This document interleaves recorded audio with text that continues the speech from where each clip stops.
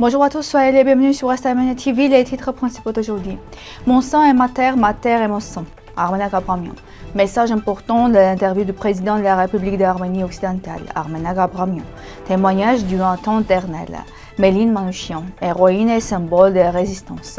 L'ethnie azerbaïdjanais en tant que tel n'existait pas avant le régime soviétique. Le publiciste russe Sergei Mardon. Des Azerbaïdjanais ont profané et vandalisé le monastère des rites Mankans dans l'Artsakh occupé. Un sanctuaire souterrain noirtien vieux de 30 000 ans a été découvert près de Van.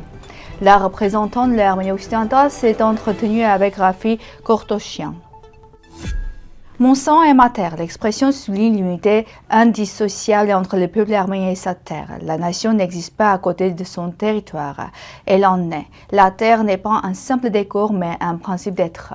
Elle transmet l'identité comme un organisme transmet la vie. Pour l'Arménie autochtone, la terre est une origine et une mémoire. Le peuple et la terre partagent la même nature et la même durée. Les montagnes et les pierres portent l'histoire humaine, tandis que le peuple porte la terre dans sa conscience. Être autochtone signifie naître avec la terre, avec toute histoire ou politique. La terre n'appartient pas au peuple, c'est le peuple qui appartient à la terre, comme un enfant au ventre maternel. Pour une nation marquée par la dépossession et le génocide, cette idée devient essentielle. On peut arracher un peuple de sa terre, mais non la terre de son peuple. Dispersée ou détruite, elle continue de vivre dans le sang, dans la mémoire et dans l'identité. L'expression unit le mortel et l'immortel, le sang fragile et mouvant, et la terre stable et éternelle. Elle affirme une transcendance réciproque. La terre garde la voix du peuple et le peuple fait parler la terre. Dans une récente interview à la télévision d'État d'Arménie occidentale, Armenac Abramian, président de la République d'Arménie occidentale, a rappelé les principes essentiels de la lutte arménienne. Selon lui, la reconnaissance du génocide des Arméniens n'est pas qu'un jeu politique. C'est une réalité juridique, historique et morale qui érige lucidité et défense active des droits arméniens. Il affirme que l'attitude de la Turquie a toujours été conditionnelle, que la reconnaissance du génocide ne dépend pas d'elle, que la Turquie reconnaisse ou non le génocide n'a aucune importance. L'essentiel est que nous, héritiers, connaissions nos droits et ne laissions personne décider à notre place de la vérité historique. Abramian critique les organisations qui, pendant des décennies, ont maintenu la cause arménienne dans une position d'attente. Selon lui, cette stratégie a coûté cher. Nous avons perdu le temps, notre ressource la plus précieuse. Il insiste sur la responsabilité collective. Si les droits arméniens ne sont pas défendus aujourd'hui, les générations futures ne le feront pas. Il rappelle également que l'État d'Arménie occidentale existe juridiquement depuis 1917, malgré les tentatives répétées de dissimulation. Le président souligne que la Turquie mène depuis longtemps une politique de falsification historique, transformant le déni en outil diplomatique. Il dénonce également le mythe juridiquement infondé du 28 mai 1918, pour lequel aucun document officiel n'existe.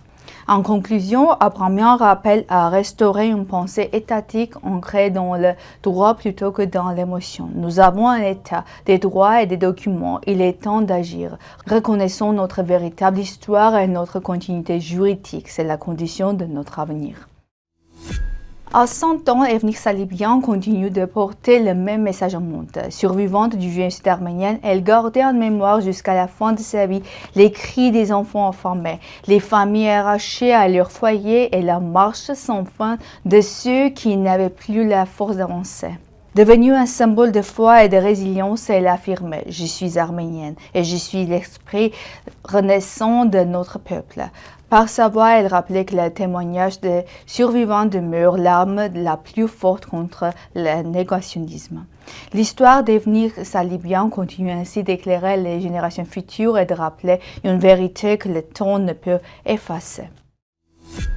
Née à Constantinople et arrêtée à Paris, Méline Manouchian est devenue une figure emblématique de la lutte pour la liberté. Elle n'a pas quitté ce monde dans le silence. Elle a laissé un héritage de courage, de solidarité et de quête de justice. 36 ans après sa disparition, son nom demeure un symbole de résistance et de dignité humaine. Ses écrits et son parcours continuent d'inspirer ceux qui défendent la liberté, rappelant que la recherche de vérité et de justice ne s'éteint jamais. Ces derniers jours, le journaliste russe Sergei Mardon a affirmé que l'ethnie azerbaïdjanaise telle qu'on la définit aujourd'hui n'a pris forme qu'à l'époque soviétique. Selon lui, l'identité nationale de l'Azerbaïdjan a été largement construite par les politiques idéologiques et étatiques de l'URSS. Mardon estime que ce processus s'est accéléré sous le pouvoir d'Heydar Aliyev, ancien dirigeant soviétique devenu ensuite leader national, ce qui illustre selon lui la dimension politique de cette identité. Il soutient qu'avant l'ère soviétique, l'ethnie azerbaïdjanaise n'existe pas clairement en tant que groupe national constitué et que son identité moderne s'est façonnée principalement au XXe siècle. Des nomades azerbaïdjanais ont profané le monastère arménien des rites Mangans en Artsakh. La vidéo diffusée montre la disparition des miniatures de l'église ainsi que le Khachkar qui reposait sur la sainte table. La partie inférieure du Khachkar, finalement sculptée, a été brisée et jetée au sol. De plus, la sculpture placée dans la niche droite a été renversée. Des photos comparatives avant et après l'occupation confirment ces actes de vandalisme. Sous la colline de Garibin, en Arménie occidentale, des archéologues ont découvert un sanctuaire ouartien souterrain exceptionnellement bien conservé, situé près d'un ancien monastère du royaume d'Urartu.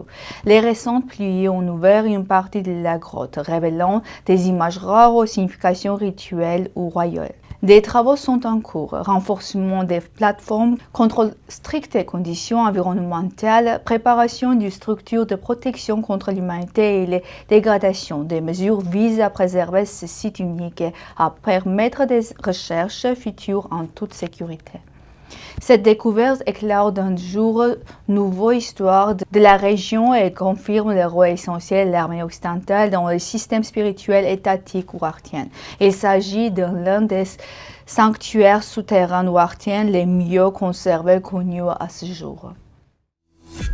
La représentante de l'Arménie occidentale a récemment rencontré Rafi Kortosyan, co-directeur de la Fondation pour l'étude de l'architecture arménienne. Kortosyan a présenté la création et la réimpression du livre de Samvel Karapetyan, Artsakh, dont la rédaction a commencé en 1988. Selon lui, Karapetyan a souvent étudié le site Artsakh lors de ses recherches sur l'Arménie historique. Bien que les ressources écrites soient nombreuses, il manquait des données sur la culture maternelle et les monuments. L'objectif de cet ouvrage était de combler cette lacune grâce à un travail combinant archives, bibliothèques et études de terrain. Le livre rassemble des centaines d'inscriptions épigraphiques publiées pour la première fois ainsi que des monuments architecturaux documentés et photographiés de manière inédite. De nombreuses khachkars et pierres tombales du XIVe siècle ont également été répertoriés. L'ouvrage est aujourd'hui disponible en anglais pour le public et les chercheurs.